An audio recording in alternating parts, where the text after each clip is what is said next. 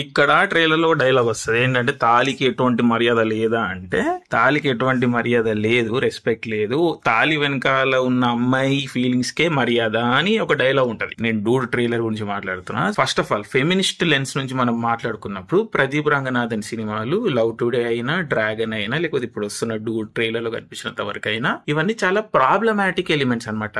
ఈయన సినిమాల్లో ఉండే ఫీమేల్ క్యారెక్టర్స్ గానీ, లేకపోతే వాళ్ళని చూపించే విధానం గానీ ఖచ్చితంగా మేల్ గేజ్ లో ఉంటాయి. అండ్ ఆ ట్రోప్స్ అన్ని కూడా ఫీమేల్ క్యారెక్టర్ ట్రోప్స్ అన్ని కూడా పేట్రియార్కల్ దాంట్లోనే ఉంటాయి అనమాట. అంటే అమ్మాయిని ఒక పర్టికులర్ పేట్రియార్కల్ కాన్సెప్ట్ కి కన్ఫైన్ చేసి ఆ దృష్టికోణంలోంచే కొంచెం ప్రోగ్రెసివ్ గా మాట్లాడుతుంటారు. అంటే ఇప్పుడు ఈ సినిమా డైలాగ్ కూడా చూడండి మీరు. ఇప్పుడు ఈయనేమంటాడు, తాళి ఇది కాదు ఇంపార్టెంట్, అమ్మాయి ఫీలింగ్స్ ఇంపార్టెంట్ కదా అని. ఇప్పుడు అదే ఫెమినిస్టులు ఈ టాపిక్ మీద మాట్లాడినప్పుడు వాళ్ళు ఏమంటారు అంటే, అసలు అమ్మాయిని పెళ్లి దృష్టికోణంలో అంటే పెళ్లికి ఎందుకు కన్ఫైన్ చేస్తున్నారు? అమ్మాయిలు పెళ్లి చేసుకోవచ్చు, కానీ అసలు టోటల్ ఫీమేల్ ఐడెంటిటీని ఈ పెళ్లి చుట్టూ, ఈ పేట్రియార్కల్ కాన్సెప్ట్ చుట్టూ ఎందుకు తిప్పుతున్నారు అని ఫెమినిస్టులు మాట్లాడతారు. ఇక్కడ ఏం జరుగుతుందంటే, ఈ ప్రదీప్ రంగనాథన్ అనే వ్యక్తి యంగ్ పర్సన్ కాదు, is like 32 years old. Is a millennial trying to understand or appeal to Gen Z. And obviously ఆ బూమర్ లాగ్ అనేది ఉంటది. సో ఈజ్ ఆబ్వియస్లీ ట్రాన్స్లేట్ అయితలేడు. కానీ వీళ్ళ టార్గెట్ ఆడియన్స్ ఎవరు? మెజారిటీ ఇండియాలో టార్గెట్ ఆడియన్స్ ఎవరు? Socially conservative people. ఈ ప్రదీప్ రంగనాథన్ అనే వ్యక్తి కూడా సోషల్లీ కన్జర్వేటివ్ బ్యాక్గ్రౌండ్ నుంచి వచ్చిండు. ఆలోచన అదే విధంగా ఉంటది. బట్ అక్కడ కొన్ని చేంజెస్ చేద్దాము, అక్కడ కొంచెం ప్రోగ్రెసివ్ అయిదాము.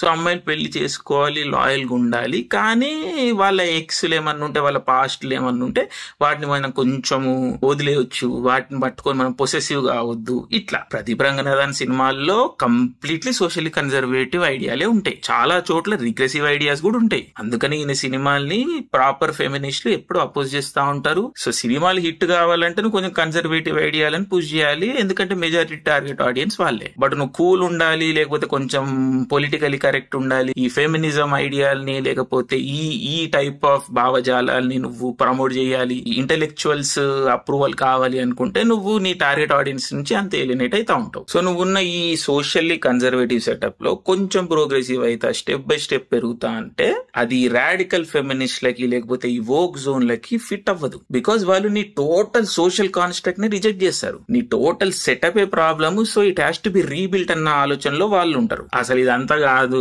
నాకు వచ్చింది నేను చేస్తే, నా రిగ్రెసివ్ మైండ్ సెట్ తో నేను ఉంటా అనుకునేటోళ్ళు ఇండియాలో సూపర్ స్టార్లు అవుతారు. మెజారిటీ సూపర్ స్టార్లు వాళ్ళే ఈరోజు ఇండియాలో. అలాగే నేను వాళ్ళు కరెక్టా వీళ్ళు కరెక్టా అంటలేను. నాకు దీంట్లో అసలు ఎటువంటి స్టేక్ లేదు. చూసి అబ్జర్వ్ చేయడమే, మనం నిష్పాక్షికంగా చూసి అబ్జర్వ్ చేసి ఏం జరుగుతుందని చెప్పే ప్రయత్నం చేస్తున్నా. సో మీరు చెప్పండి, మీరు ఫెమినిస్టా లేకపోతే సోషల్లీ కన్జర్వేటివ్ పర్సనా? ప్రదీప్ రంగనాథన్ కరెక్ట్ అంటారా మీరు? ప్రదీప్ రంగనాథన్ తో మీరు విభేదిస్తారా?